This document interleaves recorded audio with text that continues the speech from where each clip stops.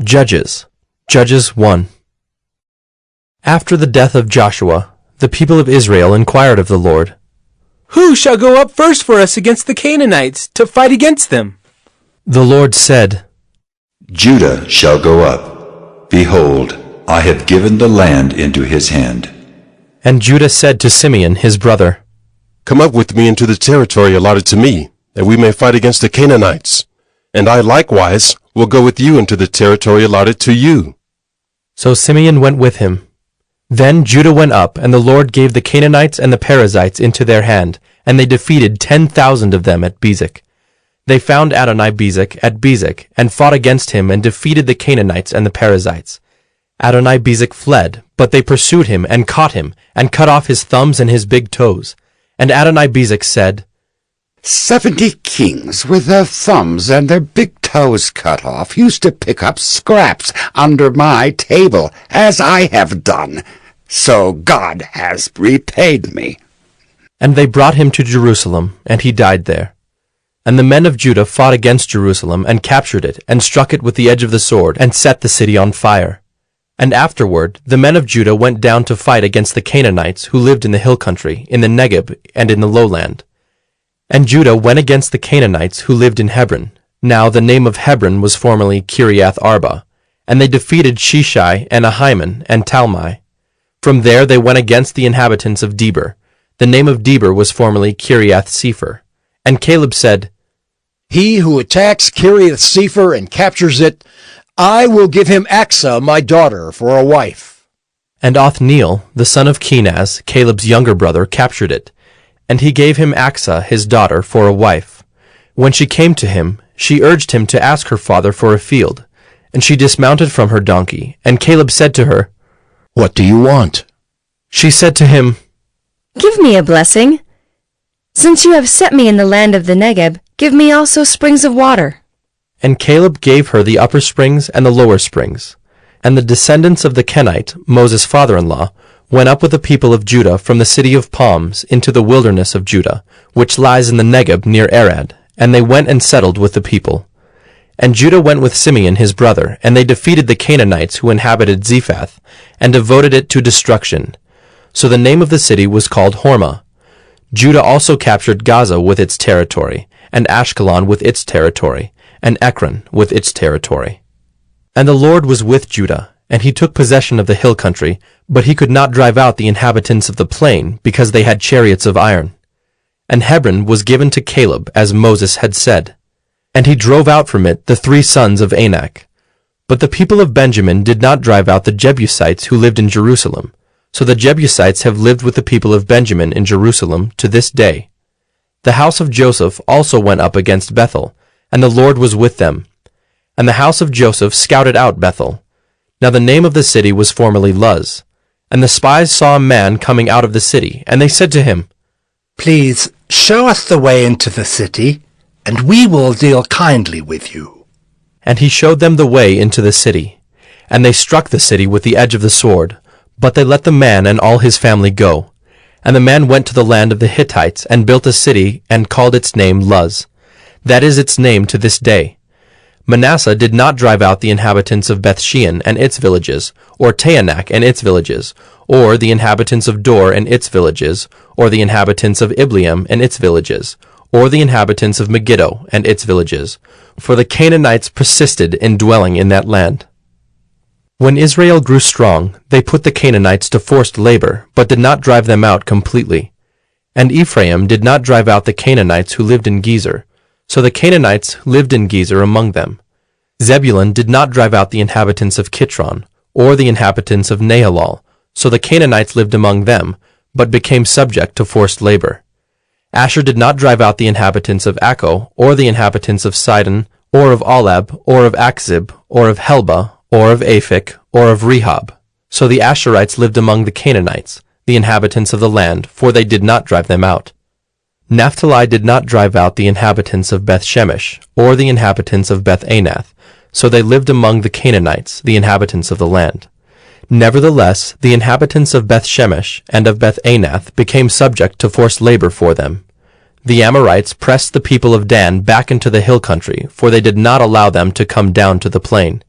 The Amorites persisted in dwelling in Mount Heres, in Ajalon, and in Shaalbim, but the hand of the house of Joseph rested heavily on them, and they became subject to forced labor. And the border of the Amorites ran from the ascent of Akrabim, from Selah and upward. Judges 2. Now the angel of the Lord went up from Gilgal to Bochim, and he said, I brought you up from Egypt, and brought you into the land that I swore to give to your fathers. I said, I will never break my covenant with you, and you shall make no covenant with the inhabitants of this land. You shall break down their altars. But you have not obeyed my voice. What is this you have done? So now I say, I will not drive them out before you, but they shall become thorns in your sides, and their gods shall be a snare to you. As soon as the angel of the Lord spoke these words to all the people of Israel, the people lifted up their voices and wept, and they called the name of that place Bochim, and they sacrificed there to the Lord. When Joshua dismissed the people of Israel went each to his inheritance to take possession of the land. And the people served the Lord all the days of Joshua, and all the days of the elders who outlived Joshua, who had seen all the great work that the Lord had done for Israel. And Joshua, the son of Nun, the servant of the Lord, died at the age of 110 years. And they buried him within the boundaries of his inheritance in Timnath-Heres, in the hill country of Ephraim, north of the mountain of Gaash. And all that generation also were gathered to their fathers. And there arose another generation after them, who did not know the Lord or the work that he had done for Israel. And the people of Israel did what was evil in the sight of the Lord, and served the Baals. And they abandoned the Lord, the God of their fathers, who had brought them out of the land of Egypt. They went after other gods from among the gods of the peoples who were around them, and bowed down to them, and they provoked the Lord to anger. They abandoned the Lord, and served the Baals and the Ashtaroth. So the anger of the Lord was kindled against Israel, and he gave them over to plunderers who plundered them. And he sold them into the hand of their surrounding enemies, so that they could no longer withstand their enemies. Whenever they marched out, the hand of the Lord was against them for harm, as the Lord had warned, and as the Lord had sworn to them. And they were in terrible distress. Then the Lord raised up judges, who saved them out of the hand of those who plundered them. Yet they did not listen to their judges, for they whored after other gods and bowed down to them. They soon turned aside from the way in which their fathers had walked, who had obeyed the commandments of the Lord, and they did not do so. Whenever the Lord raised up judges for them, the Lord was with the judge, and he saved them from the hand of their enemies all the days of the judge. For the Lord was moved to pity by their groaning because of those who afflicted and oppressed them. But whenever the judge died, they turned back and were more corrupt than their fathers, going after other gods, serving them and bowing down to them. They did not drop any of their practices or their stubborn ways. So the anger of the Lord was kindled against Israel, and he said, Because this people has transgressed my covenant that I commanded their fathers and have not obeyed my voice, I will no longer drive out before them any of the nations that Joshua left when he died, in order to test Israel by them, whether they will take care to walk in the way of the Lord, as their fathers did, or not. So the Lord left those nations, not driving them out quickly, and he did not give them into the hand of Joshua. Judges 3. Now these are the nations that the Lord left to test Israel by them, that is, all in Israel who had not experienced all the wars in Canaan. It was only in order that the generations of the people of Israel might know war, to teach war to those who had not known it before. These are the nations, the 5 lords of the Philistines, and all the Canaanites, and the Sidonians and the Hivites who lived on Mount Lebanon, from Mount Baal-Hermon as far as Lebo-Hamath. They were for the testing of Israel, to know whether Israel would obey the commandments of the Lord, which he commanded their fathers by the hand of Moses. So the people of Israel lived among the Canaanites, the Hittites, the Amorites, the Perizzites, the Hivites, and the Jebusites. And their daughters they took to themselves for wives, and their own daughters they gave to their sons, and they served their gods. And the people of Israel did what was evil in the sight of the Lord. They forgot the Lord their God, and served the Baals and the Ashtaroth. Therefore the anger of the Lord was kindled against Israel, and he sold them into the hand of Cushan-Rishathaim, king of Mesopotamia. And the people of Israel served Cushan-Rishathaim 8 years. But when the people of Israel cried out to the Lord raised up a deliverer for the people of Israel, who saved them, Othniel the son of Kenaz, Caleb's younger brother. The Spirit of the Lord was upon him, and he judged Israel. He went out to war, and the Lord gave Cushan-Rishathaim, king of Mesopotamia, into his hand. And his hand prevailed over Cushan-Rishathaim. So the land had rest 40 years.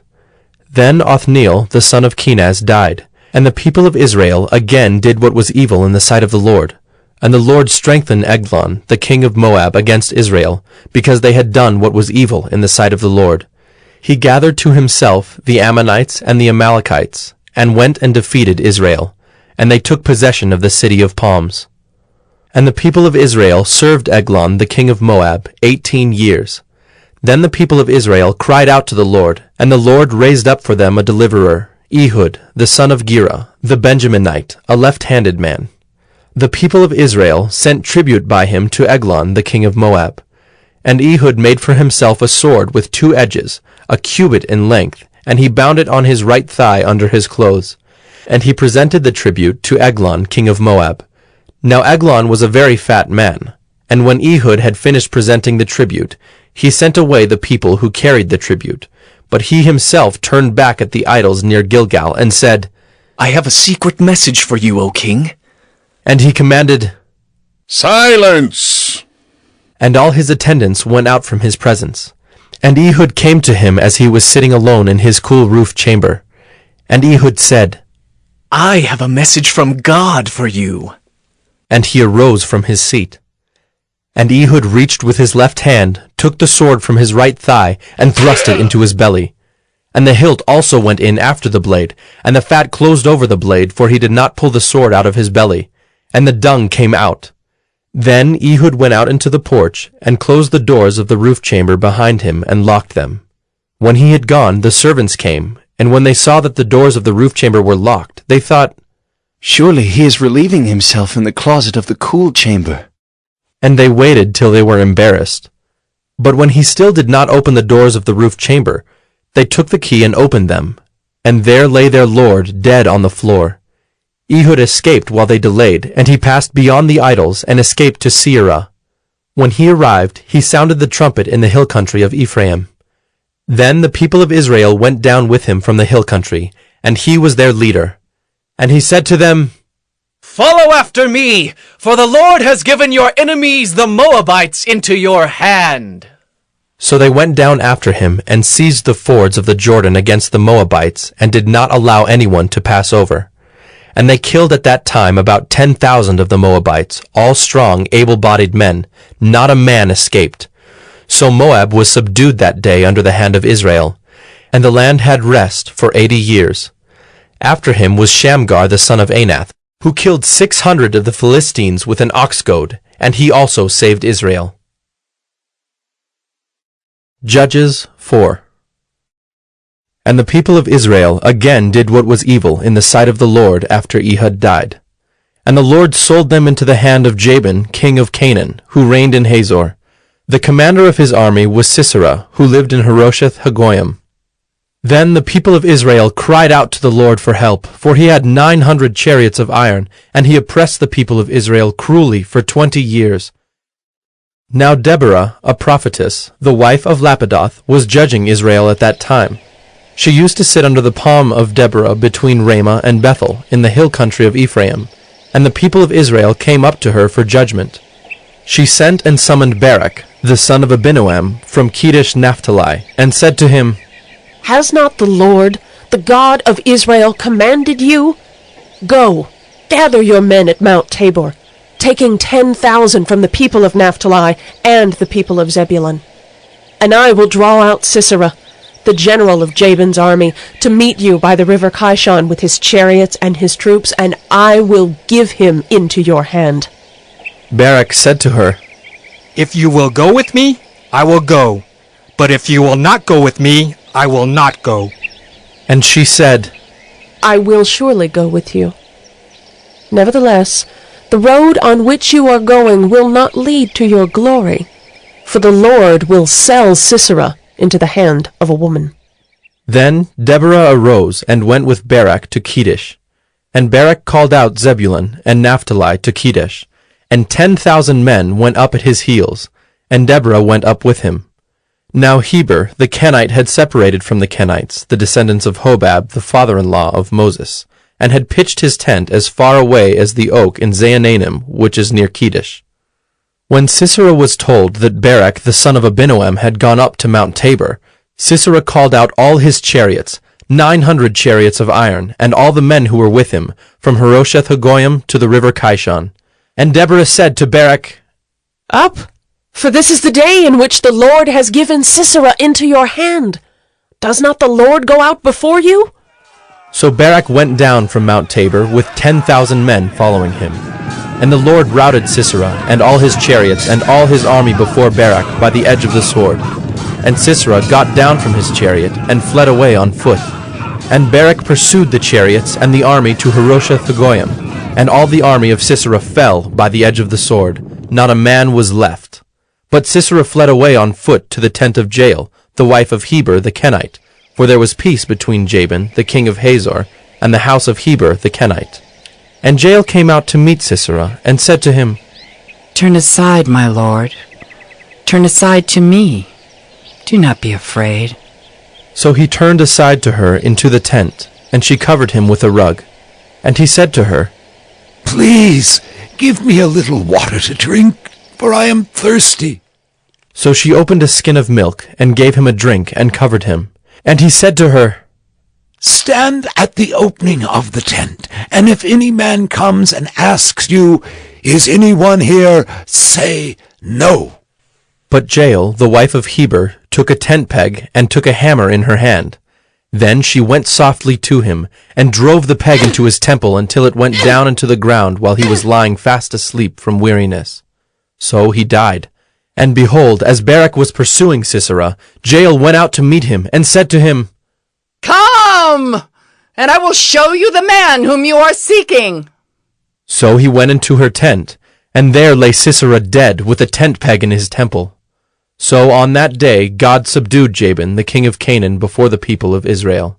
And the hand of the people of Israel pressed harder and harder against Jabin, the king of Canaan, until they destroyed Jabin, king of Canaan. Judges 5.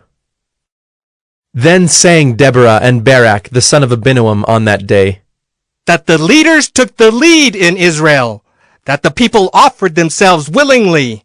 Bless the Lord. Hear, O kings, give ear, O princes. To the Lord I will sing. I will make melody to the Lord, the God of Israel. Lord, when you went out from Seir, when you marched from the region of Edom, the earth trembled and the heavens dropped. Yes, the clouds dropped water. The mountains quaked before the Lord, even Sinai before the Lord, the God of Israel. In the days of Shamgar, son of Anath, in the days of Jael, the highways were abandoned and travelers kept to the byways. The villagers ceased in Israel. They ceased to be until I arose. I, Deborah, arose as a mother in Israel. When new gods were chosen, then war was in the gates. Was shield or spear to be seen among 40,000 in Israel? My heart goes out to the commanders of Israel, who offered themselves willingly among the people. Bless the Lord! Tell of it, you who ride on white donkeys, you who sit on rich carpets, and you who walk by the way, to the sound of musicians at the watering places. There they repeat the righteous triumphs of the Lord, the righteous triumphs of his villagers in Israel. Then down to the gates march the people of the Lord. Awake, awake, Deborah! Awake, awake! Break out in a song! Arise, Barak! Lead away your captives, O son of Abinoam! Then down marched the remnant of the noble. The people of the Lord marched down for me against the mighty. From Ephraim, their root, they marched down into the valley following you. Benjamin with your kinsmen. From Machir marched down the commanders, and from Zebulun those who bear the lieutenant's staff. The princes of Issachar came with Deborah, and Issachar faithful to Barak. Into the valley they rushed at his heels. Among the clans of Reuben there were great searchings of heart. Why did you sit still among the sheepfolds, to hear the whistling for the flocks? Among the clans of Reuben there were great searchings of heart.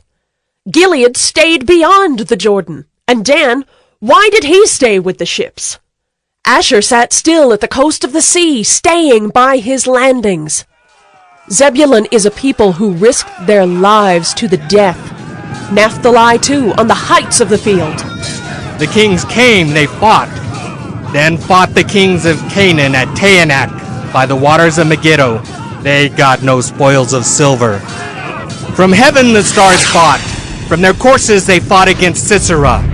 The torrent Kishon swept them away, the ancient torrent, the torrent Kishon. March on, my soul, with might. Then loud beat the horse's hoofs with the galloping of his steeds. Curse Meroz, says the angel of the Lord. Curse its inhabitants thoroughly, because they did not come to the help of the Lord against the mighty. Most blessed of women be Jael, the wife of Heber the Kenite, of tent-dwelling women most blessed. He asked water, and she gave him milk. She brought him curds in a noble's bowl. She sent her hand to the tent peg and her right hand to the workman's mallet. She struck Sisera. She crushed his head. She shattered and pierced his temple. Between her feet he sank. He fell. He lay still. Between her feet he sank. He fell. Where he sank, there he fell, dead. Out of the window she peered. The mother of Sisera wailed through the lattice. Why is his chariot so long in coming? Why tarry the hoofbeats of his chariots? Her wisest princesses answer. Indeed, she answers herself. Have they not found and divided the spoil? A womb or two for every man. Spoil of dyed materials for Sisera. Spoil of dyed materials embroidered. 2 pieces of dyed work embroidered for the neck as spoil. So may all your enemies perish, O Lord. But your friends be like the sun as he rises in his might. And the land had rest for 40 years.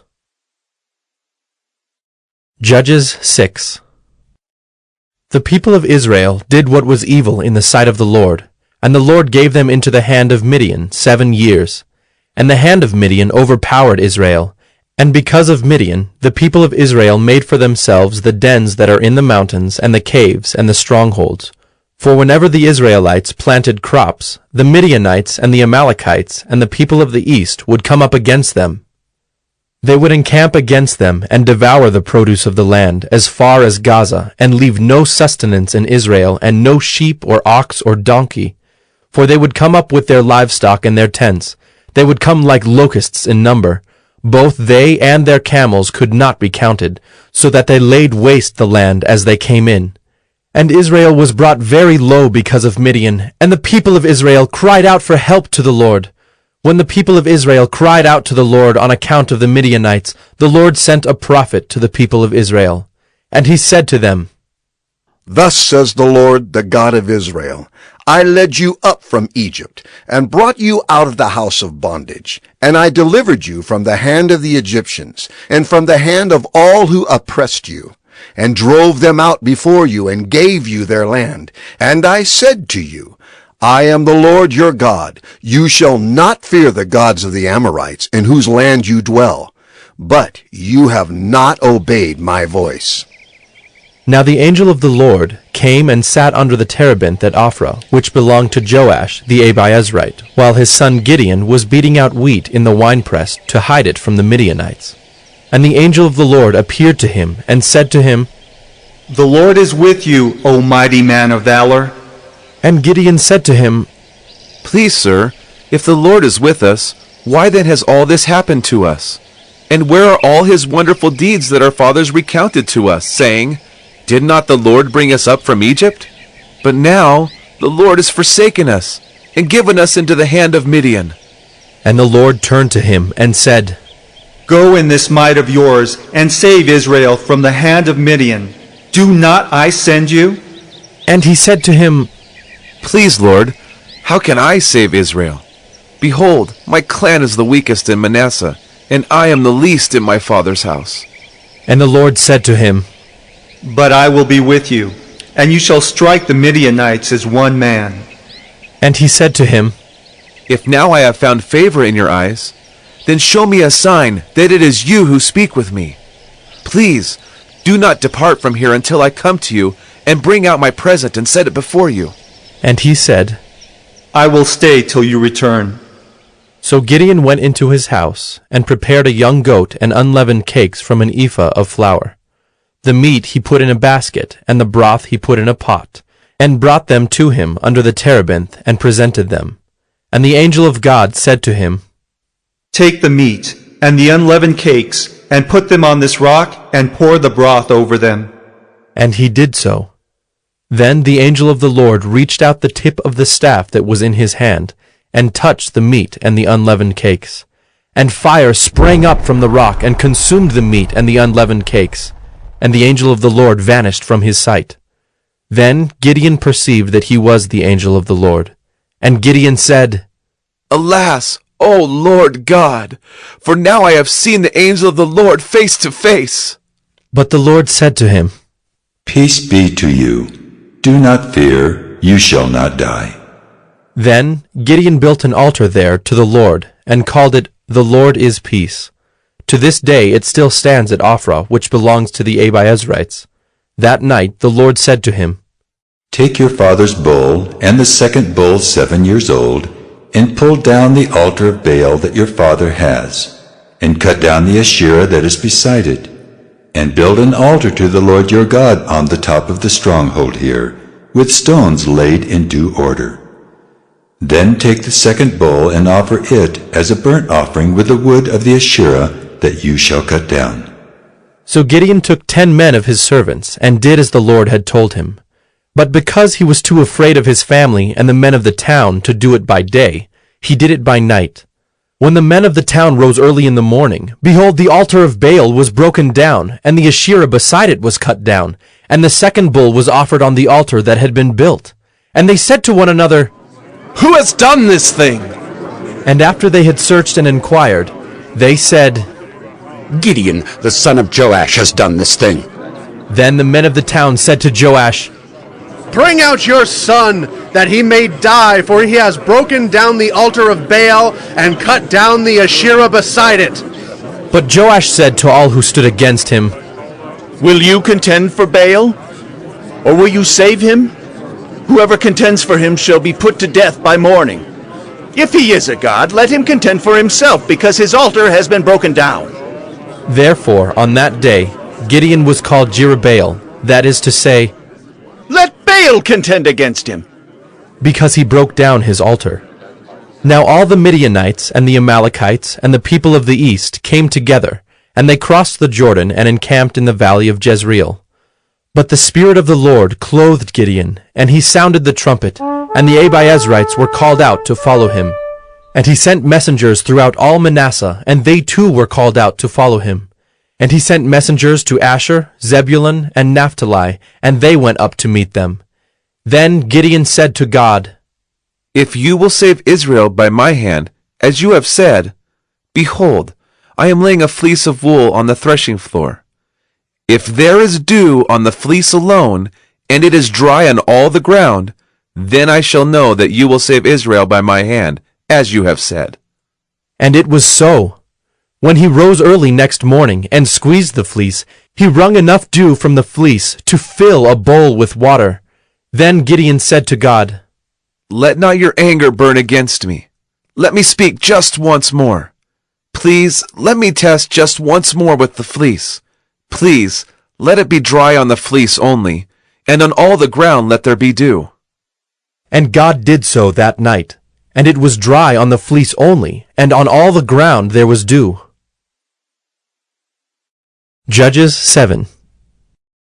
Then Jerubbaal, that is Gideon, and all the people who were with him rose early and encamped beside the spring of Harod. And the camp of Midian was north of them, by the hill of Moreh in the valley. The Lord said to Gideon, The people with you are too many for me to give the Midianites into their hand, lest Israel boast over me, saying, My own hand has saved me. Now therefore proclaim in the ears of the people, saying, Whoever is fearful and trembling, let him return home, and hurry away from Mount Gilead. Then 22,000 of the people returned, and 10,000 remained. And the Lord said to Gideon, The people are still too many. Take them down to the water, and I will test them for you there. And any one of whom I say to you, This one shall go with you, shall go with you. And any one of whom I say to you, This one shall not go with you, shall not go. So he brought the people down to the water. And the Lord said to Gideon, Every one who laps the water with his tongue as a dog laps, you shall set by himself. Likewise, every one who kneels down to drink. And the number of those who lapped, putting their hands to their mouths, was 300 men. But all the rest of the people knelt down to drink water. And the Lord said to Gideon, With the 300 men who lapped, I will save you, and give the Midianites into your hand, and let all the others go, every man to his home. So the people took provisions in their hands and their trumpets. And he sent all the rest of Israel, every man to his tent, but retained the 300 men. And the camp of Midian was below him in the valley. That same night the Lord said to him, Arise, go down against the camp, for I have given it into your hand. But if you are afraid to go down to the camp with Purah your servant, and you shall hear what they say, and afterward your hands shall be strengthened to go down against the camp. Then he went down with Purah his servant to the outposts of the armed men who were in the camp. And the Midianites and the Amalekites and all the people of the east lay along the valley like locusts in abundance, and their camels were without number as the sand that is on the seashore in abundance. When Gideon came, behold, a man was telling a dream to his comrade. And he said, Behold, I dreamed a dream. And behold, a cake of barley bread tumbled into the camp of Midian, and came to the tent and struck it so that it fell, and turned it upside down, so that the tent lay flat. And his comrade answered, This is no other than the sword of Gideon, the son of Joash, a man of Israel. God has given into his hand Midian and all the camp. As soon as Gideon heard the telling of the dream and its interpretation, he worshipped, and he returned to the camp of Israel and said, Arise, for the Lord has given the host of Midian into your hand. And he divided the 300 men into 3 companies, and put trumpets into the hands of all of them, and empty jars with torches inside the jars. And he said to them, Look at me, and do likewise.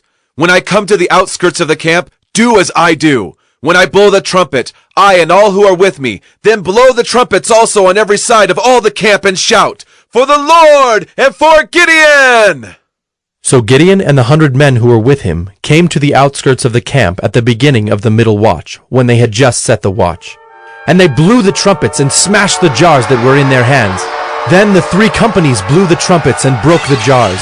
They held in their left hands the torches, and in their right hands the trumpets to blow. And they cried out, A sword for the Lord and for Gideon! Every man stood in his place around the camp, and all the army ran.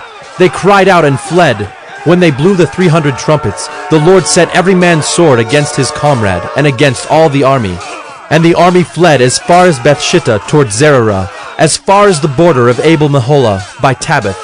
And the men of Israel were called out from Naphtali and from Asher and from all Manasseh, and they pursued after Midian. Gideon sent messengers throughout all the hill country of Ephraim, saying, Come down against the Midianites and capture the waters against them, as far as Beth-barah and also the Jordan. So all the men of Ephraim were called out, and they captured the waters as far as Beth-barah and also the Jordan. And they captured the 2 princes of Midian, Oreb and Zeeb. They killed Oreb at the rock of Oreb, and Zeeb they killed at the winepress of Zeeb. Then they pursued Midian, and they brought the heads of Oreb and Zeeb to Gideon across the Jordan. Judges 8. Then the men of Ephraim said to him, What is this that you have done to us, not to call us when you went to fight against Midian? And they accused him fiercely. And he said to them, What have I done now in comparison with you? Is not the gleaning of the grapes of Ephraim better than the grape harvest of Abiezer? God has given into your hands the princes of Midian, Oreb and Zeeb. What have I been able to do in comparison with you? Then their anger against him subsided when he said this. And Gideon came to the Jordan and crossed over, he and the 300 men who were with him, exhausted yet pursuing. So he said to the men of Succoth, Please give loaves of bread to the people who follow me, for they are exhausted, and I am pursuing after Zebah and Zalmunna, the kings of Midian. And the officials of Succoth said, Are the hands of Zebah and Zalmunna already in your hand, that we should give bread to your army? So Gideon said, Well then, when the Lord has given Zebah and Zalmunna into my hand, I will flail your flesh with the thorns of the wilderness and with briars. And from there he went up to Penuel, and spoke to them in the same way, and the men of Penuel answered him as the men of Succoth had answered. And he said to the men of Penuel, When I come again in peace, I will break down this tower. Now Zebah and Zalmunna were in Karkor with their army, about 15,000 men, all who were left of all the army of the people of the east, for there had fallen 120,000 men who drew the sword. And Gideon went up by the way of the tent dwellers, east of Nobah and Jogbehah, and attacked the army, for the army felt secure. And Zebah and Zalmunna fled, and he pursued them and captured the 2 kings of Midian, Zebah and Zalmunna. And he threw all the army into a panic. Then Gideon the son of Joash returned from the battle by the ascent of Heres, and he captured a young man of Succoth and questioned him. And he wrote down for him the officials and elders of Succoth, 77 men. And he came to the men of Succoth and said, Behold, Zebah and Zalmunna, about whom you taunted me, saying, Are the hands of Zebah and Zalmunna already in your hand, that we should give bread to your men who are exhausted? And he took the elders of the city, and he took thorns of the wilderness and briars, and with them taught the men of Succoth a lesson. And he broke down the tower of Penuel, and killed the men of the city. Then he said to Zebah and Zalmunna, Where are the men whom you killed at Tabor? They answered, As you are, so were they. Every one of them resembled the son of a king. And he said, They were my brothers, the sons of my mother. As the Lord lives, if you had saved them alive, I would not kill you. So he said to Jether his firstborn, Rise and kill them! But the young man did not draw his sword, for he was afraid because he was still a young man. Then Zebah and Zalmunna said, Rise yourself and fall upon us, for as the man is, so is his strength. And Gideon arose and killed Zebah and Zalmunna, and he took the crescent ornaments that were on the necks of their camels. Then the men of Israel said to Gideon, Rule over us, you and your son and your grandson also, for you have saved us from the hand of Midian.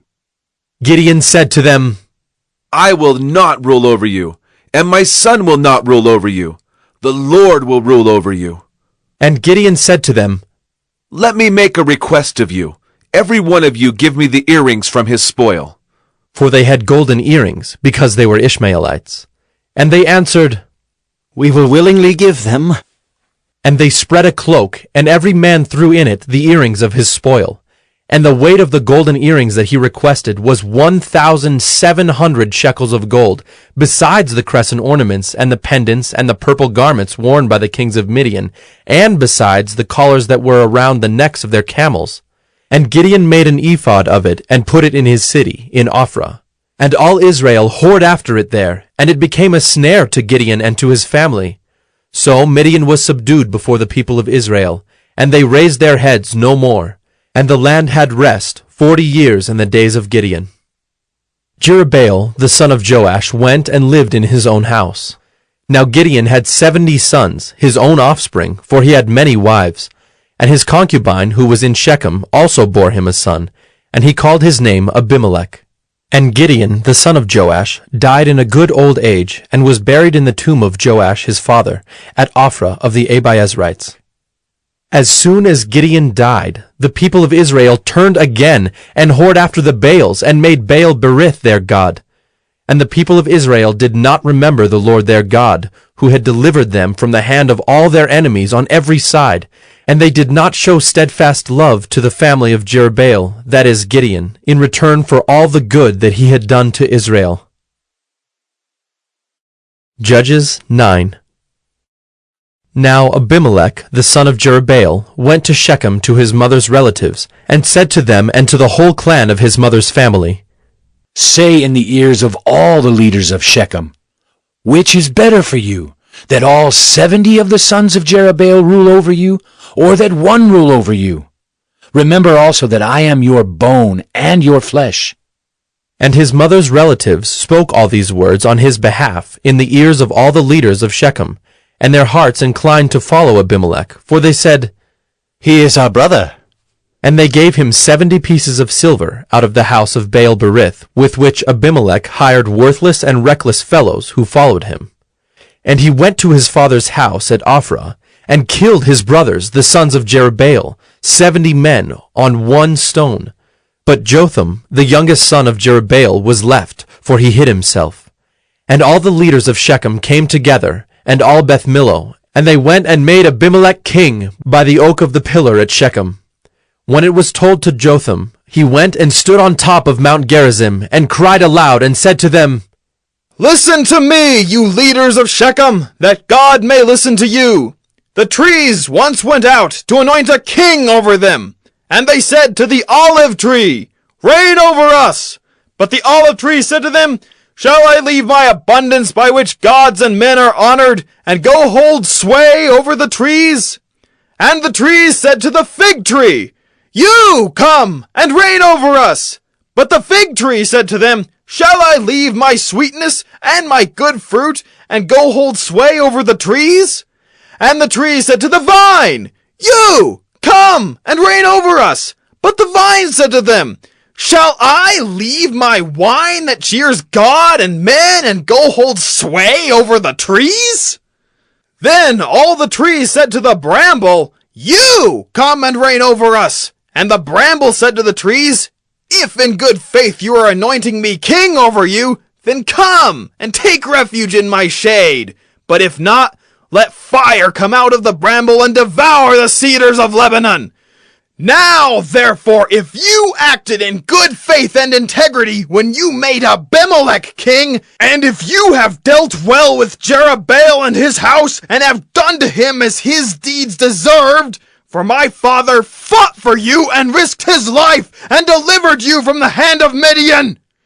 And you have risen up against my father's house this day and have killed his sons, 70 men on one stone, and have made Abimelech, the son of his female servant, king over the leaders of Shechem because he is your relative. If you then have acted in good faith and integrity with Jerubbaal and with his house this day, then rejoice in Abimelech and let him also rejoice in you.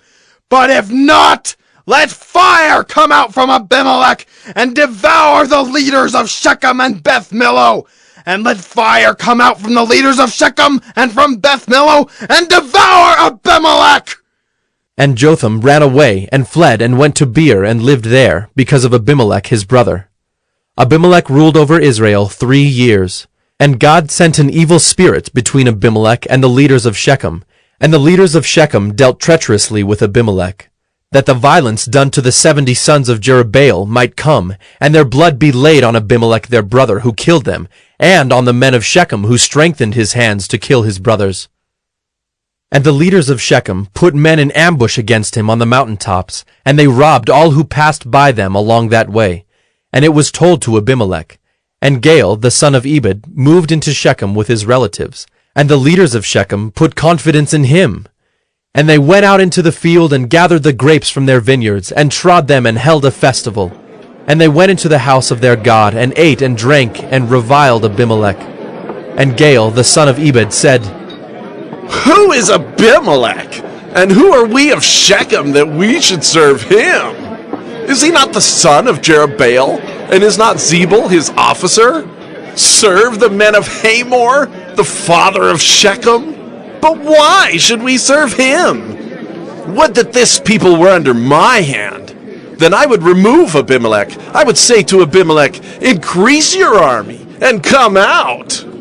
When Zebul, the ruler of the city, heard the words of Gaal, the son of Ebed, his anger was kindled, and he sent messengers to Abimelech secretly, saying, Behold, Gaal the son of Ebed and his relatives have come to Shechem, and they are stirring up the city against you.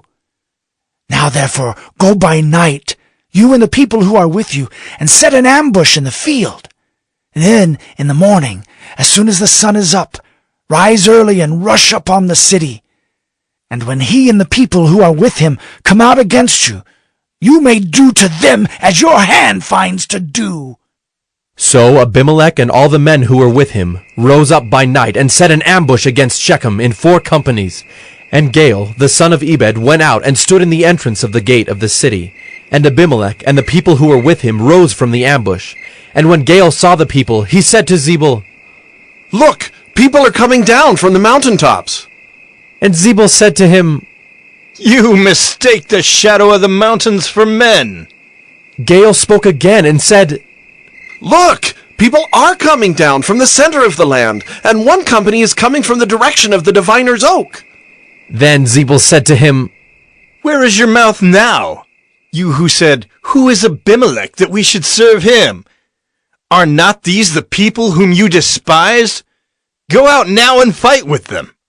And Gaal went out at the head of the leaders of Shechem and fought with Abimelech. And Abimelech chased him, and he fled before him.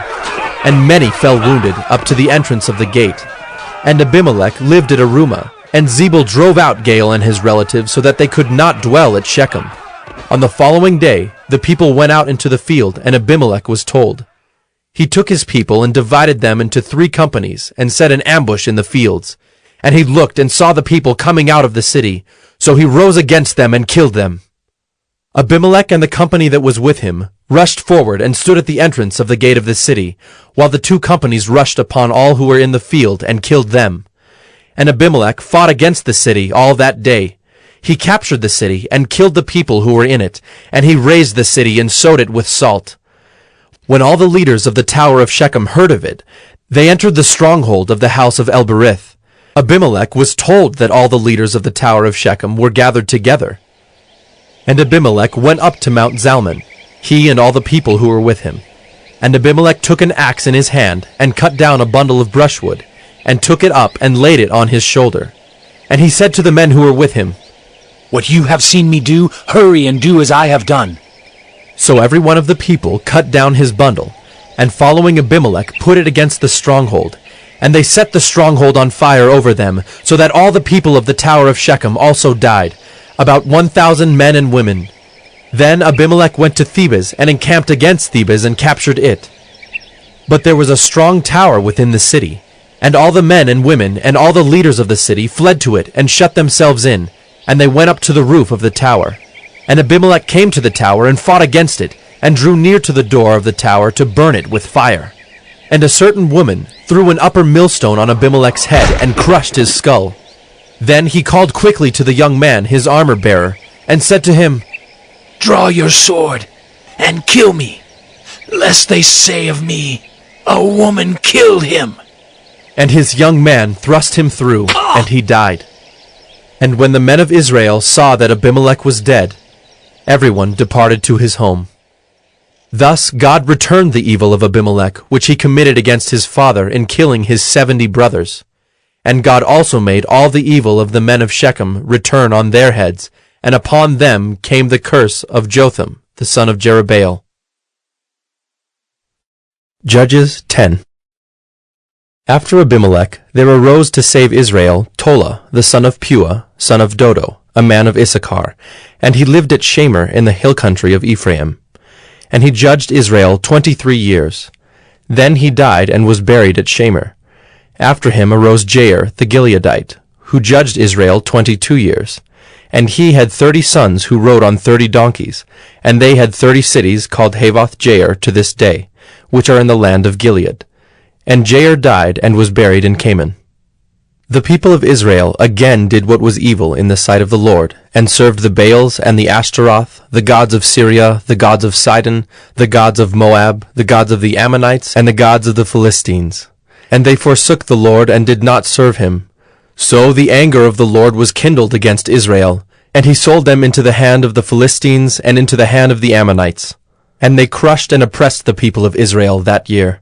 For 18 years they oppressed all the people of Israel who were beyond the Jordan in the land of the Amorites, which is in Gilead. And the Ammonites crossed the Jordan to fight also against Judah and against Benjamin and against the house of Ephraim, so that Israel was severely distressed. And the people of Israel cried out to the Lord, saying, We have sinned against you, because we have forsaken our God and have served the Baals. And the Lord said to the people of Israel, Did I not save you from the Egyptians and from the Amorites, from the Ammonites and from the Philistines, the Sidonians also, and the Amalekites, and the Maonites oppressed you, and you cried out to me, and I saved you out of their hand. Yet you have forsaken me and served other gods. Therefore I will save you no more.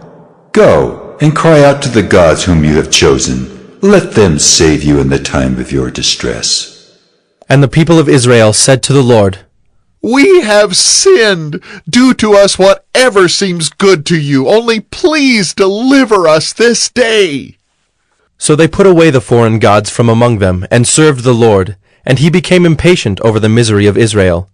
Then the Ammonites were called to arms, and they encamped in Gilead. And the people of Israel came together, and they encamped at Mizpah. And the people, the leaders of Gilead, said one to another, Who is the man who will begin to fight against the Ammonites? He shall be head over all the inhabitants of Gilead. Judges 11. Now Jephthah, the Gileadite, was a mighty warrior, but he was the son of a prostitute. Gilead was the father of Jephthah, and Gilead's wife also bore him sons. And when his wife's sons grew up, they drove Jephthah out, and said to him, You shall not have an inheritance in our father's house, for you are the son of another woman. Then Jephthah fled from his brothers, and lived in the land of Tob. And worthless fellows collected around Jephthah, and went out with him. After a time the Ammonites made war against Israel. And when the Ammonites made war against Israel, the elders of Gilead went to bring Jephthah from the land of Tob. And they said to Jephthah, Come and be our leader, that we may fight against the Ammonites. But Jephthah said to the elders of Gilead, Did you not hate me and drive me out of my father's house? Why have you come to me now when you are in distress? And the elders of Gilead said to Jephthah, That is why we have turned to you now, that you may go with us and fight against the Ammonites, and be our head over all the inhabitants of Gilead. Jephthah said to the elders of Gilead, If you bring me home again to fight against the Ammonites, and the Lord gives them over to me, I will be your head. And the elders of Gilead said to Jephthah, The Lord will be witness between us if we do not do as you say. So Jephthah went with the elders of Gilead, and the people made him head and leader over them.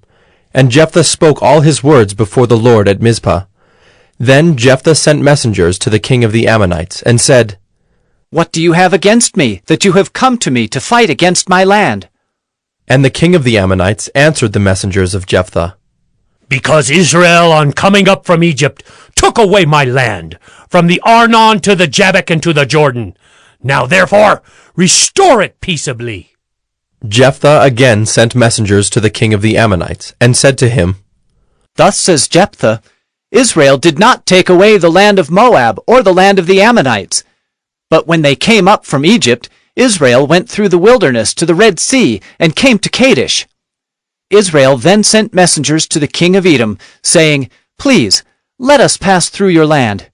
But the king of Edom would not listen. And they sent also to the king of Moab, but he would not consent. So Israel remained at Kadesh. Then they journeyed through the wilderness, and went around the land of Edom and the land of Moab, and arrived on the east side of the land of Moab, and camped on the other side of the Arnon. But they did not enter the territory of Moab, for the Arnon was the boundary of Moab. Israel then sent messengers to Sihon, king of the Amorites, king of Heshbon, and Israel said to him, Please, let us pass through your land to our country. But Sihon did not trust Israel to pass through his territory. So Sihon gathered all his people together and encamped at Jahaz and fought with Israel. And the Lord, the God of Israel, gave Sihon and all his people into the hand of Israel, and they defeated them. So Israel took possession of all the land of the Amorites who inhabited that country. And they took possession of all the territory of the Amorites, from the Arnon to the Jabbok, and from the wilderness to the Jordan. So then the Lord, the God of Israel, dispossessed the Amorites from before his people Israel. And are you to take possession of them? Will you not possess what Chemosh your God gives you to possess? And all that the Lord our God has dispossessed before us, we will possess. Now, are you any better than Balak the son of Zippor, king of Moab? Did he ever contend against Israel, or did he ever go to war with them? While Israel lived in Heshbon and its villages, and in Aroer and its villages, and in all the cities that are on the banks of the Arnon, 300 years, why did you not deliver them within that time? I therefore have not sinned against you, and you do me wrong by making war on me. The Lord, the judge, decide this day between the people of Israel and the people of Ammon. But the king of the Ammonites did not listen to the words of Jephthah that he sent to him. Then the Spirit of the Lord was upon Jephthah, and he passed through Gilead and Manasseh, and passed on to Mizpah of Gilead. And from Mizpah of Gilead he passed on to the Ammonites. And Jephthah made a vow to the Lord, and said, If you will give the Ammonites into my hand, then whatever comes out from the doors of my house to meet me when I return in peace from the Ammonites shall be the Lord's, and I will offer it up for a burnt offering. So Jephthah crossed over to the Ammonites to fight against them, and the Lord gave them into his hand. And he struck them from Aroer to the neighborhood of Minnith, 20 cities, and as far as Abel-Keramim, with a great blow. So the Ammonites were subdued before the people of Israel. Then Jephthah came to his home at Mizpah. And behold, his daughter came out to meet him with tambourines and with dances. She was his only child. Besides her he had neither son nor daughter. And as soon as he saw her, he tore his clothes and said, Alas, my daughter, you have brought me very low, and you have become the cause of great trouble to me, for I have opened my mouth to the Lord, and I cannot take back my vow. And she said to him, My father, you have opened your mouth to the Lord. Do to me according to what has gone out of your mouth, now that the Lord has avenged you on your enemies, on the Ammonites. So she said to her father, Let this thing be done for me. Leave me alone 2 months, that I may go up and down on the mountains and weep for my virginity, I and my companions. So he said, Go. Then he sent her away for 2 months, and she departed, she and her companions, and wept for her virginity on the mountains. And at the end of 2 months she returned to her father, who did with her according to his vow that he had made. She had never known a man, and it became a custom in Israel that the daughters of Israel went year by year to lament the daughter of Jephthah the Gileadite 4 days in the year. Judges 12. The men of Ephraim were called to arms, and they crossed to Zaphon, and said to Jephthah, Why did you cross over to fight against the Ammonites, and did not call us to go with you? We will burn your house over you with fire. And Jephthah said to them, I and my people had a great dispute with the Ammonites, and when I called you, you did not save me from their hand. And when I saw that you would not save me, I took my life in my hand, and crossed over against the Ammonites, and the Lord gave them into my hand. Why then have you come up to me this day to fight against me? Then Jephthah gathered all the men of Gilead, and fought with Ephraim. And the men of Gilead struck Ephraim, because they said, You are fugitives of Ephraim, you Gileadites, in the midst of Ephraim and Manasseh. And the Gileadites captured the fords of the Jordan against the Ephraimites. And when any of the fugitives of Ephraim said, Let me go over, the men of Gilead said to him, Are you an Ephraimite? When he said, No, they said to him, Then say Shibboleth. And he said, Sibboleth, for he could not pronounce it right. Then they seized him and slaughtered him at the fords of the Jordan. At that time 42,000 of the Ephraimites fell. Jephthah judged Israel 6 years. Then Jephthah the Gileadite died and was buried in his city in Gilead. After him Ibzan of Bethlehem judged Israel. He had 30 sons, and 30 daughters he gave in marriage outside his clan, and 30 daughters he brought in from outside for his sons. And he judged Israel 7 years. Then Ibzan died and was buried at Bethlehem. After him Elon the Zebulunite judged Israel, and he judged Israel 10 years. Then Elon the Zebulunite died and was buried at Ajalon in the land of Zebulun. After him Abdon the son of Hillel the Pirathonite judged Israel. He had 40 sons and 30 grandsons, who rode on 70 donkeys, and he judged Israel 8 years.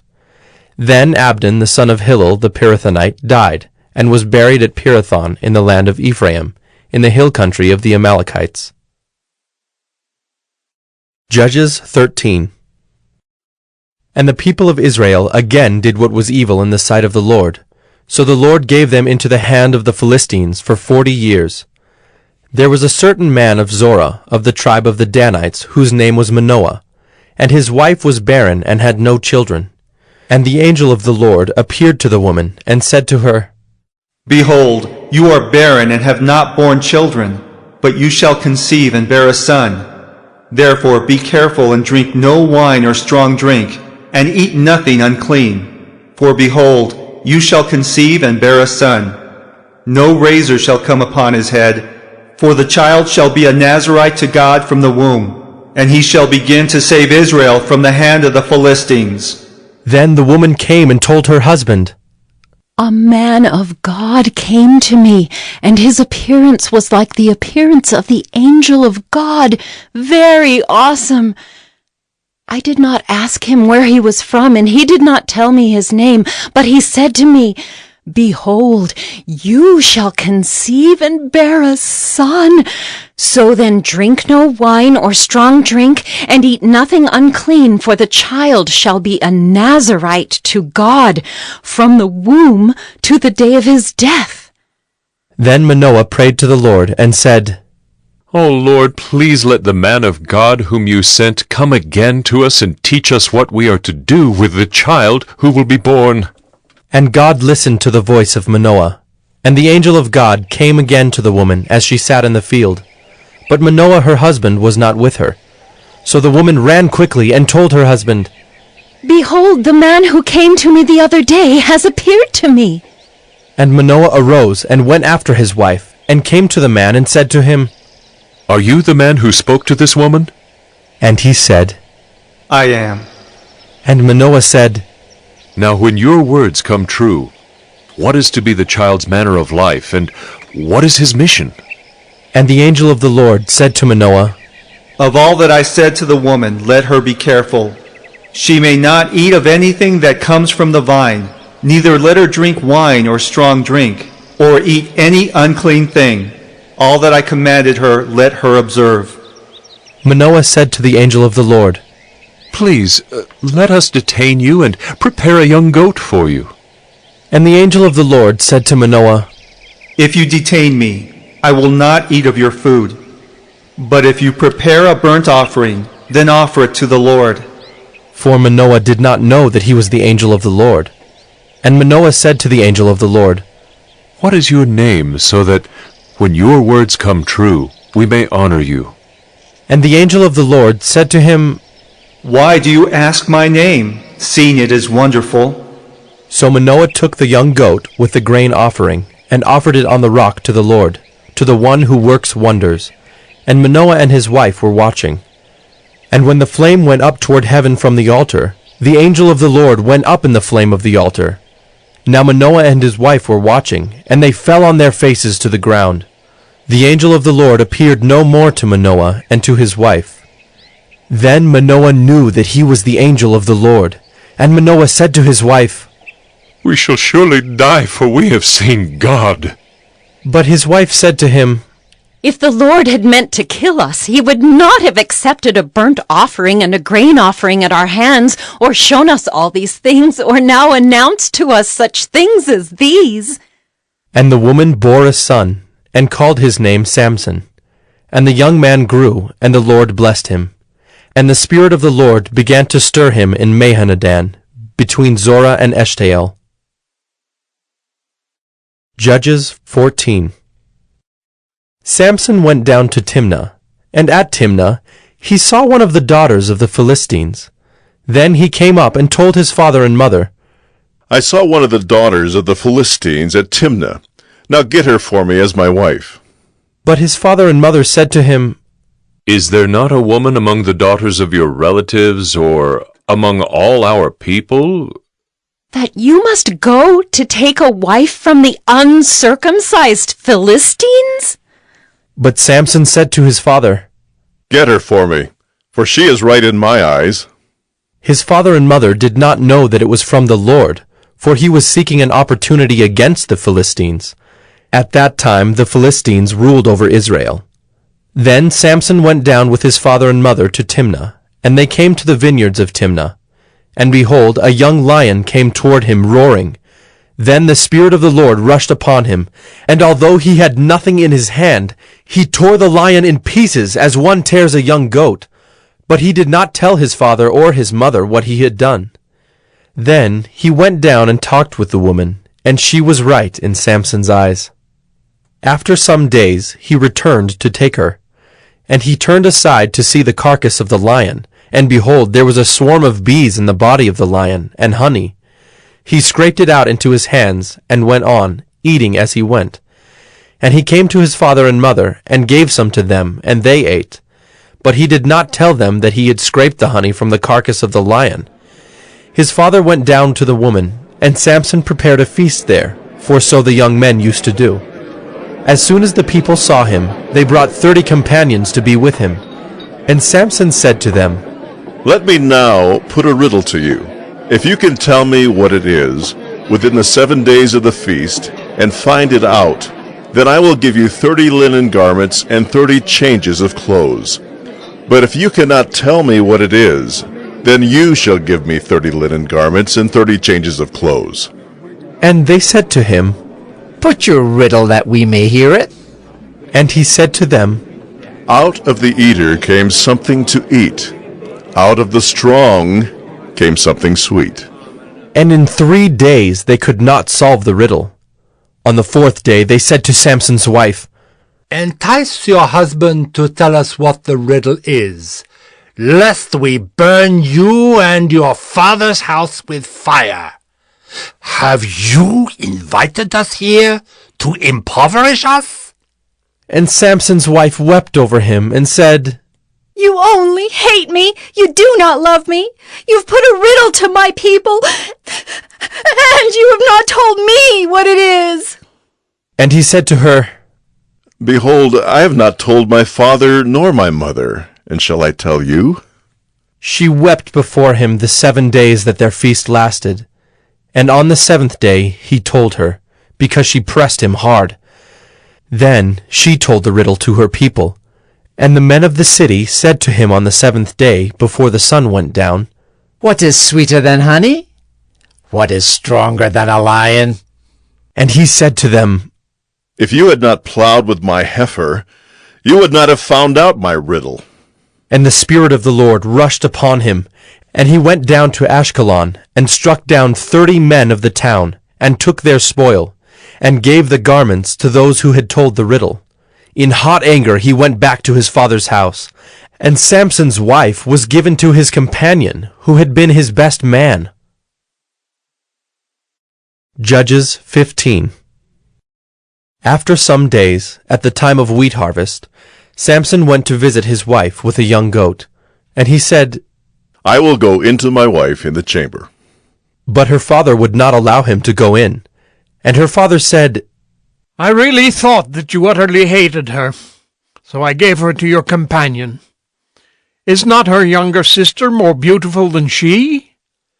Please, take her instead. And Samson said to them, This time I shall be innocent in regard to the Philistines, when I do them harm.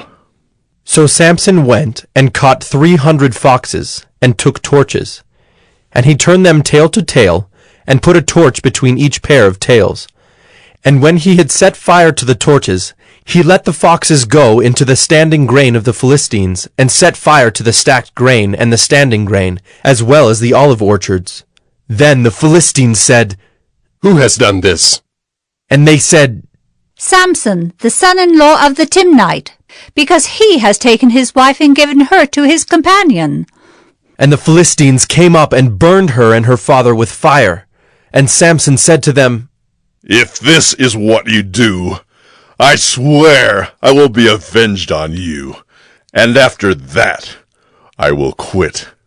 And he struck them hip and thigh with a great blow, and he went down and stayed in the cleft of the rock of Etam. Then the Philistines came up and encamped in Judah, and made a raid on Lehi. And the men of Judah said, Why have you come up against us? They said, We have come up to bind Samson, to do to him as he did to us. Then 3,000 men of Judah went down to the cleft of the rock of Etam, and said to Samson, Do you not know that the Philistines are rulers over us? What then is this that you have done to us? And he said to them, As they did to me, so have I done to them. And they said to him, We have come down to bind you, that we may give you into the hands of the Philistines. And Samson said to them, Swear to me that you will not attack me yourselves. They said to him, No, we will only bind you and give you into their hands. We will surely not kill you. So they bound him with 2 new ropes, and brought him up from the rock. When he came to Lehi, the Philistines came shouting to meet him. Then the Spirit of the Lord rushed upon him, and the ropes that were on his arms became as flax that has caught fire, and his bonds melted off his hands. And he found a fresh jawbone of a donkey, and put out his hand and took it, and with it he struck 1,000 men. And Samson said, With a jawbone of a donkey, heaps upon heaps, with a jawbone of a donkey have I struck down 1,000 men. As soon as he had finished speaking, he threw away the jawbone out of his hand, and that place was called Ramoth Lehi. And he was very thirsty, and he called upon the Lord and said, You have granted this great salvation by the hand of your servant, and shall I now die of thirst and fall into the hands of the uncircumcised? And God split open the hollow place that is at Lehi, and water came out from it. And when he drank, his spirit returned, and he revived. Therefore the name of it was called En-Hakkore. It is at Lehi to this day. And he judged Israel in the days of the Philistines 20 years. Judges 16. Samson went to Gaza, and there he saw a prostitute, and he went into her. The Gazites were told, Samson has come here. And they surrounded the place, and set an ambush for him all night at the gate of the city. They kept quiet all night, saying, Let us wait till the light of the morning, then we will kill him. But Samson lay till midnight. And at midnight he arose, and took hold of the doors of the gate of the city, and the 2 posts, and pulled them up, bar and all, and put them on his shoulders, and carried them to the top of the hill that is in front of Hebron. After this he loved a woman in the valley of Sorek, whose name was Delilah. And the lords of the Philistines came up to her, and said to her, Seduce him, and see where his great strength lies, and by what means we may overpower him, that we may bind him to humble him. And we will each give you 1,100 pieces of silver. So Delilah said to Samson, Please, tell me where your great strength lies, and how you might be bound that one could subdue you. Samson said to her, If they bind me with 7 fresh bowstrings that have not been dried, then I shall become weak and be like any other man. Then the lords of the Philistines brought up to her 7 fresh bowstrings that had not been dried, and she bound him with them. Now she had men lying in ambush in an inner chamber, and she said to him, The Philistines are upon you, Samson. But he snapped the bowstrings, as a thread of flax snaps when it touches the fire. So the secret of his strength was not known. Then Delilah said to Samson, Behold, you have mocked me and told me lies. Please, tell me how you might be bound.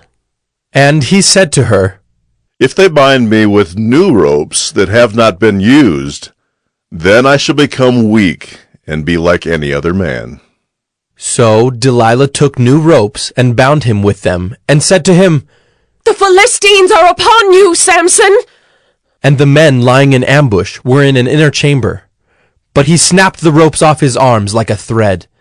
Then Delilah said to Samson, Until now you have mocked me and told me lies. Tell me how you might be bound. And he said to her, If you weave the 7 locks of my head with the web, and fasten it tight with the pin, then I shall become weak and be like any other man. So while he slept, Delilah took the 7 locks of his head and wove them into the web. And she made them tight with the pin, and said to him, The Philistines are upon you, Samson. But he awoke from his sleep, and pulled away the pin, the loom, and the web. And she said to him, How can you say I love you when your heart is not with me? You have mocked me these 3 times, and you have not told me where your great strength lies. And when she pressed him hard with her words, day after day, and urged him, his soul was vexed to death.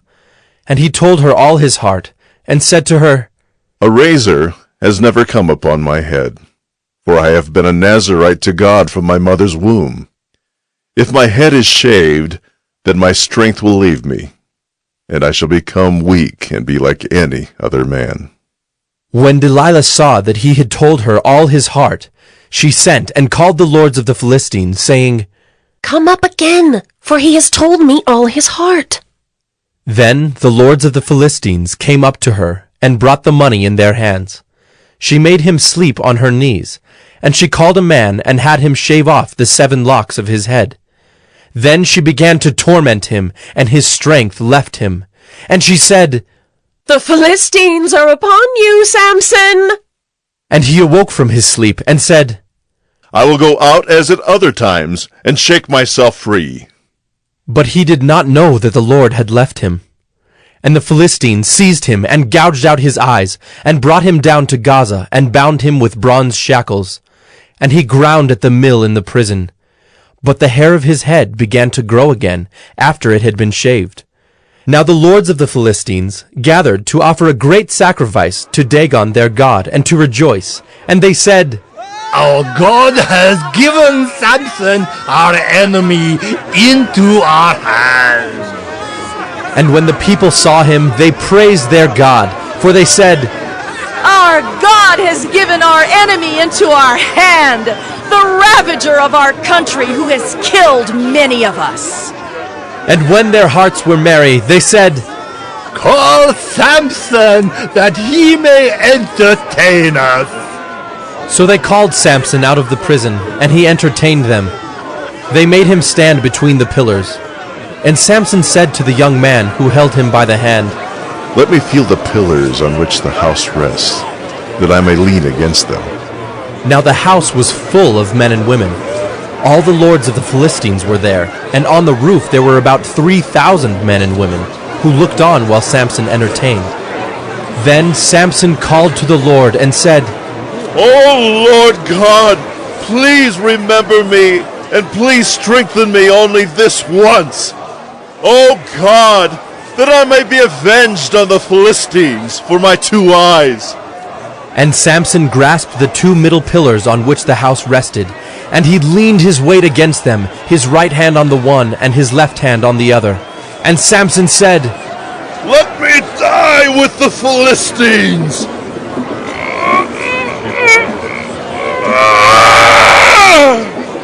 Then he bowed with all his strength, and the house fell upon the lords and upon all the people who were in it. So the dead whom he killed at his death were more than those whom he had killed during his life. Then his brothers and all his family came down and took him and brought him up and buried him between Zorah and Eshtaol in the tomb of Manoah his father. He had judged Israel 20 years. Judges 17. There was a man of the hill country of Ephraim, whose name was Micah.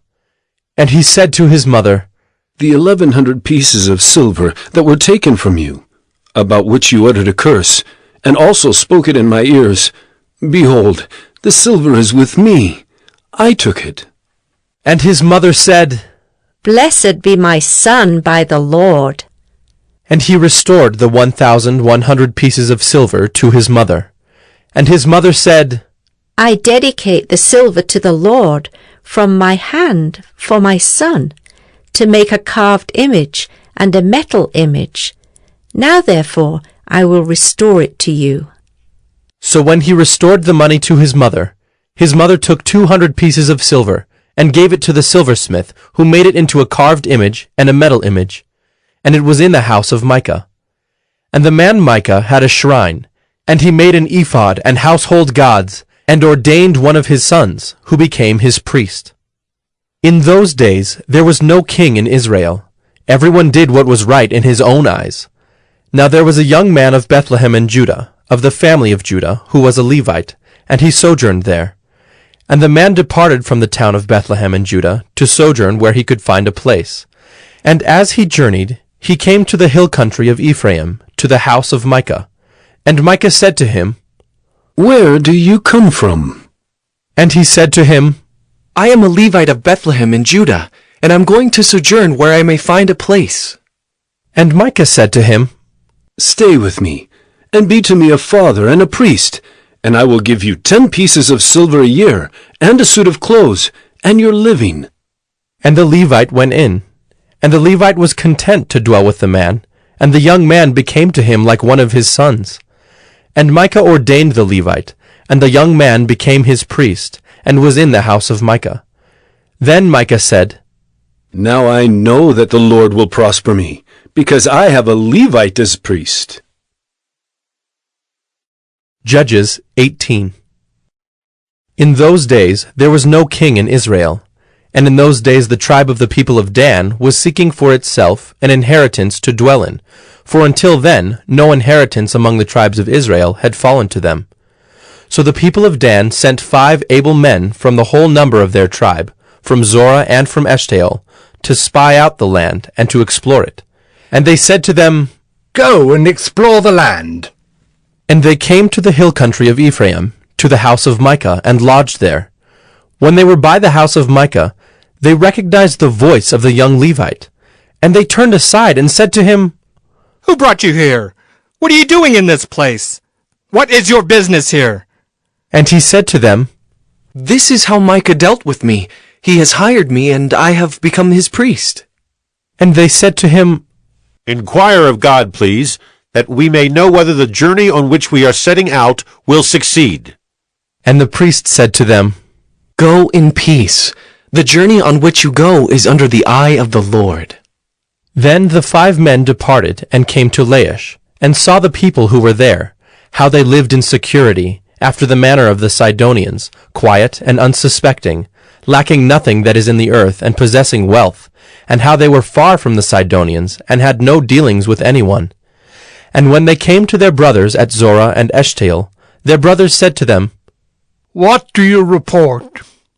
They said, Arise, and let us go up against them, for we have seen the land, and behold, it is very good. And will you do nothing?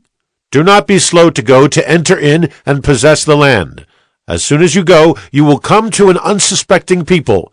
The land is spacious, for God has given it into your hands, a place where there is no lack of anything that is in the earth. So 600 men of the tribe of Dan, armed with weapons of war, set out from Zorah and Eshtaol, and went up and encamped at Kiriath Jearim in Judah. On this account that place is called Mahaneh-dan to this day. Behold, it is west of Kiriath Jearim. And they passed on from there to the hill country of Ephraim, and came to the house of Micah. Then the 5 men who had gone to scout out the country of Laish said to their brothers, Do you know that in these houses there are an ephod, household gods, a carved image, and a metal image? Now therefore consider what you will do. And they turned aside there, and came to the house of the young Levite at the home of Micah, and asked him about his welfare. Now the 600 men of the Danites, armed with their weapons of war, stood by the entrance of the gate. And the 5 men who had gone to scout out the land went up, and entered and took the carved image, the ephod, the household gods, and the metal image, while the priests stood by the entrance of the gate, with the 600 men armed with weapons of war. And when these went into Micah's house, and took the carved image, the ephod, the household gods, and the metal image, the priest said to them, What are you doing? And they said to him, Keep quiet, put your hand on your mouth, and come with us, and be to us a father and a priest. Is it better for you to be priest to the house of one man, or to be priest to a tribe and clan in Israel? And the priest's heart was glad. He took the ephod, and the household gods, and the carved image, and went along with the people. So they turned and departed, putting the little ones and the livestock and the goods in front of them. When they had gone a distance from the home of Micah, the men who were in the houses near Micah's house were called out, and they overtook the people of Dan. And they shouted to the people of Dan, who turned around and said to Micah, What is the matter with you, that you come with such a company? And he said, You take my gods that I made and the priest, and go away? And what have I left? How then do you ask me, What is the matter with you? And the people of Dan said to him, Do not let your voice be heard among us, lest angry fellows fall upon you, and you lose your life with the lives of your household. Then the people of Dan went their way, and when Micah saw that they were too strong for him, he turned and went back to his home. But the people of Dan took what Micah had made, and the priest who belonged to him, and they came to Laish, to a people quiet and unsuspecting, and struck them with the edge of the sword, and burned the city with fire. And there was no deliverer, because it was far from Sidon, and they had no dealings with anyone. It was in the valley that belongs to Beth Rehob. Then they rebuilt the city, and lived in it. And they named the city Dan, after the name of Dan their ancestor, who was born to Israel. But the name of the city was Laish at the first. And the people of Dan set up the carved image for themselves. And Jonathan, the son of Gershom, son of Moses, and his sons, were priests to the tribe of the Danites until the day of the captivity of the land. So they set up Micah's carved image that he made, as long as the house of God was at Shiloh. Judges 19. In those days, when there was no king in Israel, a certain Levite was sojourning in the remote parts of the hill country of Ephraim, who took to himself a concubine from Bethlehem in Judah. And his concubine was unfaithful to him, and she went away from him to her father's house at Bethlehem in Judah, and was there some 4 months. Then her husband arose and went after her, to speak kindly to her and bring her back. He had with him his servant and a couple of donkeys, and she brought him into her father's house. And when the girl's father saw him, he came with joy to meet him. And his father-in-law, the girl's father, made him stay, and he remained with him 3 days. So they ate and drank and spent the night there. And on the 4th day they arose early in the morning, and he prepared to go. But the girl's father said to his son-in-law, Strengthen your heart with a morsel of bread, and after that you may go. So the 2 of them sat and ate and drank together. And the girl's father said to the man, Be pleased to spend the night, and let your heart be merry. And when the man rose up to go, his father-in-law pressed him till he spent the night there again. And on the 5th day he arose early in the morning to depart. And the girl's father said, Strengthen your heart, and wait until the day declines. So they ate, both of them. And when the man and his concubine and his servant rose up to depart, his father-in-law, the girl's father, said to him, Behold, now the day has waned toward evening. Please, spend the night. Behold, the day draws to its close. Lodge here, and let your heart be merry. And tomorrow you shall arise early in the morning for your journey, and go home. But the man would not spend the night. He rose up and departed, and arrived opposite Jebus, that is, Jerusalem. He had with him a couple of saddled donkeys, and his concubine was with him. When they were near Jebus, the day was nearly over, and the servant said to his master, Come now, let us turn aside to this city of the Jebusites, and spend the night in it. And his master said to him, We will not turn aside into the city of foreigners who do not belong to the people of Israel, but we will pass on to Gibeah. And he said to his young man, Come, and let us draw near to one of these places, and spend the night at Gibeah, or at Ramah. So they passed on, and went their way. And the sun went down on them near Gibeah, which belongs to Benjamin. And they turned aside there to go in, and spend the night at Gibeah. And he went in, and sat down in the open square of the city, for no one took them into his house to spend the night. And behold, an old man was coming from his work in the field at evening. The man was from the hill country of Ephraim, and he was sojourning in Gibeah. The men of the place were Benjaminites. And he lifted up his eyes, and saw the traveler in the open square of the city. And the old man said, Where are you going, and where do you come from? And he said to him, We are passing from Bethlehem in Judah to the remote parts of the hill country of Ephraim, from which I come. I went to Bethlehem in Judah, and I am going to the house of the Lord, but no one has taken me into his house. We have straw and feed for our donkeys, with bread and wine for me and your female servant and the young man with your servants. There is no lack of anything. And the old man said, Peace be to you. I will care for all your wants, only do not spend the night in the square. So he brought him into his house, and gave the donkeys feed. And they washed their feet, and ate and drank. As they were making their hearts merry, behold, the men of the city, worthless fellows, surrounded the house, beating on the door. And they said to the old man, the master of the house, Bring out the man who came into your house, that we may know him.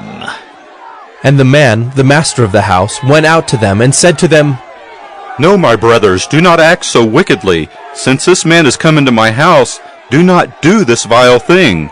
Behold, here are my virgin daughter and his concubine. Let me bring them out now. Violate them and do with them what seems good to you, but against this man do not do this outrageous thing. But the men would not listen to him. So the man seized his concubine, and made her go out to them. And they knew her, and abused her all night until the morning. And as the dawn began to break, they let her go.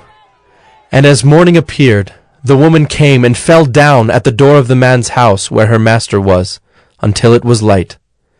And her master rose up in the morning, and when he opened the doors of the house, and went out to go on his way, behold, there was his concubine lying at the door of the house, with her hands on the threshold. He said to her, Get up, let us be going. But there was no answer. Then he put her on the donkey, and the man rose up and went away to his home. And when he entered his house, he took a knife, and taking hold of his concubine, he divided her limb by limb into 12 pieces, and sent her throughout all the territory of Israel. And all who saw it said, Such a thing has never happened, or been seen from the day that the people of Israel came up out of the land of Egypt until this day. Consider it, take counsel, and speak. Judges 20. Then all the people of Israel came out from Dan to Beersheba, including the land of Gilead, and the congregation assembled as one man to the Lord at Mizpah. And the chiefs of all the people, of all the tribes of Israel, presented themselves in the assembly of the people of God, 400,000 men on foot that drew the sword. Now the people of Benjamin heard that the people of Israel had gone up to Mizpah. And the people of Israel said, Tell us, how did this evil happen?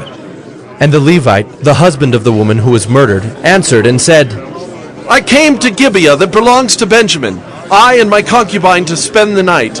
And the leaders of Gibeah rose against me, and surrounded the house against me by night. They meant to kill me, and they violated my concubine, and she is dead. So I took hold of my concubine and cut her in pieces, and sent her throughout all the country of the inheritance of Israel, for they have committed abomination and outrage in Israel. Behold, you people of Israel, all of you, give your advice and counsel here. And all the people arose as one man, saying, None of us will go to his tent, and none of us will return to his house. But now, this is what we will do to Gibeah. We will go up against it by lot, and we will take 10 men of 100 throughout all the tribes of Israel, and 100 of 1,000, and 1,000 of 10,000, to bring provisions for the people, that when they come, they may repay Gibeah of Benjamin for all the outrage that they have committed in Israel. So all the men of Israel gathered against the city, united as one man. And the tribes of Israel sent men through all the tribe of Benjamin, saying, What evil is this that has taken place among you? Now therefore give up the men, the worthless fellows in Gibeah, that we may put them to death and purge evil from Israel. But the Benjaminites would not listen to the voice of their brothers, the people of Israel. Then the people of Benjamin came together out of the cities to Gibeah to go out to battle against the people of Israel. And the people of Benjamin mustered out of their cities on that day 26,000 men who drew the sword, besides the inhabitants of Gibeah, who mustered 700 chosen men. Among all these were 700 chosen men who were left-handed. Every one could sling a stone at a hair and not miss. And the men of Israel, apart from Benjamin, mustered 400,000 men who drew the sword. All these were men of war. The people of Israel arose and went up to Bethel, and inquired of God, Who shall go up first for us to fight against the people of Benjamin? And the Lord said, Judah shall go up first. Then the people of Israel rose in the morning and encamped against Gibeah. And the men of Israel went out to fight against Benjamin, and the men of Israel drew up the battle line against them at Gibeah. The people of Benjamin came out of Gibeah and destroyed on that day 22,000 men of the Israelites. But the people, the men of Israel, took courage, and again formed the battle line in the same place where they had formed it on the first day. And the people of Israel went up and wept before the Lord until the evening. And they inquired of the Lord, Shall we again draw near to fight against our brothers, the people of Benjamin? And the Lord said, Go up against them. So the people of Israel came near against the people of Benjamin the second day. And Benjamin went against them out of Gibeah the second day, and destroyed 18,000 men of the people of Israel. All these were men who drew the sword. Then all the people of Israel, the whole army, went up and came to Bethel and wept. They sat there before the Lord and fasted that day until evening, and offered burnt offerings and peace offerings before the Lord. And the people of Israel inquired of the Lord, for the ark of the covenant of God was there in those days. And Phinehas, the son of Eleazar, son of Aaron, ministered before it in those days, saying, Shall we go out once more to battle against our brothers, the people of Benjamin, or shall we cease? And the Lord said, Go up, for tomorrow I will give them into your hand. So Israel sent men in ambush around Gibeah. And the people of Israel went up against the people of Benjamin on the third day, and set themselves in array against Gibeah, as at other times. And the people of Benjamin went out against the people, and were drawn away from the city. And as at other times, they began to strike and kill some of the people in the highways, one of which goes up to Bethel, and the other to Gibeah, and in the open country, about 30 men of Israel. And the people of Benjamin said, They are routed before us, as at the first! But the people of Israel said, Let us flee and draw them away from the city to the highways. And all the men of Israel rose up out of their place and set themselves in array at Baal Tamar. And the men of Israel who were in ambush rushed out of their place from Mearagibah. And there came against Gibeah 10,000 chosen men out of all Israel. And the battle was hard, but the Benjaminites did not know that disaster was close upon them. And the Lord defeated Benjamin before Israel, and the people of Israel destroyed 25,100 men of Benjamin that day. All these were men who drew the sword. So the people of Benjamin saw that they were defeated. The men of Israel gave ground to Benjamin, because they trusted the men in ambush whom they had set against Gibeah. Then the men in ambush hurried and rushed against Gibeah. The men in ambush moved out and struck all the city with the edge of the sword. Now the appointed signal between the men of Israel and the men in the main ambush was that when they made a great cloud of smoke rise up out of the city, the men of Israel should turn in battle. Now Benjamin had begun to strike and kill about 30 men of Israel. They said, "Surely they are defeated before us, as in the first battle." But when the signal began to rise out of the city in a column of smoke, the Benjaminites looked behind them, and behold, the whole of the city went up in smoke to heaven. Then the men of Israel turned, and the men of Benjamin were dismayed, for they saw that disaster was close upon them. Therefore they turned their backs before the men of Israel in the direction of the wilderness, but the battle overtook them. And those who came out of the cities were destroying them in their midst. Surrounding the Benjaminites, they pursued them, and trod them down from Noah as far as opposite Gibeah on the east. 18,000 men of Benjamin fell, all of them men of valor. And they turned and fled toward the wilderness, to the rock of Rimmon. 5,000 men of them were cut down in the highways, and they were pursued hard to Gidom, and 2,000 men of them were struck down. So all who fell that day of Benjamin were 25,000 men who drew the sword, all of them men of valor. But 600 men turned and fled toward the wilderness to the rock of Rimmon, and remained at the rock of Rimmon 4 months. And the men of Israel turned back against the people of Benjamin, and struck them with the edge of the sword, the city, men and beasts, and all that they found. And all the towns that they found they set on fire. Judges 21. Now the men of Israel had sworn at Mizpah, "No one of us shall give his daughter in marriage to Benjamin." And the people came to Bethel, and sat there till evening before God. And they lifted up their voices and wept bitterly. And they said, O Lord, the God of Israel, why has this happened in Israel, that today there should be one tribe lacking in Israel? And the next day the people rose early, and built there an altar, and offered burnt offerings and peace offerings. And the people of Israel said, "Which of all the tribes of Israel did not come up in the assembly to the Lord?" For they had taken a great oath concerning him who did not come up to the Lord to Mizpah, saying, "He shall surely be put to death." And the people of Israel had compassion for Benjamin their brother, and said, "One tribe is cut off from Israel this day. What shall we do for wives for those who are left, since we have sworn by the Lord that we will not give them any of our daughters for wives?" And they said, "What one is there of the tribes of Israel that did not come up to the Lord to Mizpah?" And behold, no one had come to the camp from Jabesh-Gilead to the assembly. For when the people were mustered, behold, not one of the inhabitants of Jabesh-Gilead was there. So the congregation sent 12,000 of their bravest men there, and commanded them, "Go and strike the inhabitants of Jabesh-Gilead with the edge of the sword, also the women and the little ones. This is what you shall do. Every male and every woman that has lain with a male you shall devote to destruction." And they found among the inhabitants of Jabesh-Gilead 400 young virgins, who had not known a man by lying with him. And they brought them to the camp at Shiloh, which is in the land of Canaan. Then the whole congregation sent word to the people of Benjamin who were at the rock of Rimmon, and proclaimed peace to them. And Benjamin returned at that time. And they gave them the women whom they had saved alive of the women of Jabesh-Gilead. But they were not enough for them. And the people had compassion on Benjamin, because the Lord had made a breach in the tribes of Israel. Then the elders of the congregation said, "What shall we do for wives for those who are left, since the women are destroyed out of Benjamin?"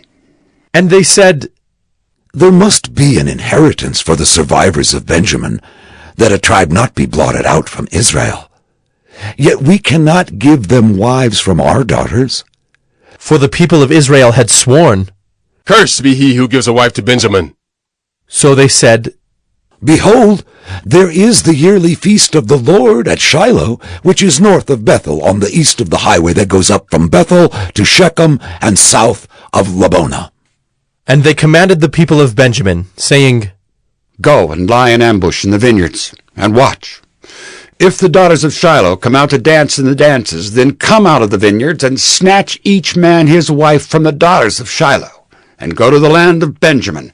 And when their fathers or their brothers come to complain to us, we will say to them, Grant them graciously to us, because we did not take for each man of them his wife in battle, neither did you give them to them, else you would now be guilty. And the people of Benjamin did so, and took their wives, according to their number, from the dancers whom they carried off. Then they went and returned to their inheritance, and rebuilt the towns and lived in them. And the people of Israel departed from there at that time, every man to his tribe and family, and they went out from there every man to his inheritance. In those days there was no king in Israel. Every one did what was right in his own eyes.